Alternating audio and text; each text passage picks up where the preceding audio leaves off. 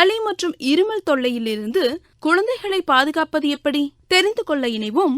குழந்தைகள் நல மருத்துவர் Dr.M.Subbiah அவர்கள் வழங்கும் இன்றைய மருத்துவ நேரத்தில் குழந்தைகளுக்கு ஏற்படக்கூடிய சளி மற்றும் இருமலுக்கான காரணங்களை இரு வகையாக பிரிக்கலாம். மேல் சுவாச பாதையை பாதிக்கும் காரணிகள், கீழ் சுவாச பாதையை பாதிக்கும் காரணிகள். மேல் சுவாச பாதை என்பது மூக்கு, அதன் அருகில் உள்ள காற்றுப்பைகள் போன்ற சைனஸ், தொண்டை மற்றும் காது ஆகிய பகுதிகளை உள்ளடக்கியது. கீழ் சுவாச பாதை என்பது மூச்சுக்குழாய் மற்றும் நுரையீரல் பகுதிகளை சார்ந்தது. இந்த மேல் சுவாச பாதையை பாதிக்கும் ஒரு முக்கிய வியாதி காமன் கோல்டு. இதனுடைய அறிகுறிகள் மூக்கில் சளி ஒழுகுதல், தும்மல் மற்றும் மூக்கடைப்பு. இது ரைனோ வைரஸ் மற்றும் இன்ஃப்ளூயன்சா வைரஸ் போன்ற கிருமிகளால் ஏற்படுகிறது. இது பெரும்பாலும் 5-7 நாட்களில் தானாக சரியாகிவிடும். ஆனால் இது ஒரு வருடத்திற்கு ஒரு குழந்தைக்கு 6 முதல் 8 தடவை பாதிக்க வாய்ப்புள்ளது.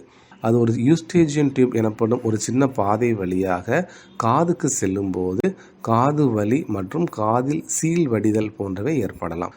அடுத்து ஒரு 5 வயதுக்கு மேலுள்ள குழந்தைகளுக்கு இந்த மூக்கு சளி காற்றுப்பைகளுக்கு செல்லும் போது முகத்தில் வலி, காய்ச்சல், வாந்தி, சோர்வு போன்றவை ஏற்படலாம். நல்லா விளையாடிட்டு இருக்க ஒரு குழந்தை திடீரென இருமல், மூச்சு திணறல் வரும்போது ஏதேனும் சிறு உணவுப் பொருளையோ அல்லது ஏதேனும் விளையாட்டு பொருளையோ முழுங்கி அது நுரையீரலுக்குள்ளோ அல்லது மூச்சுக்குழாய்க்குள்ளோ சென்றிருக்க வாய்ப்புள்ளது.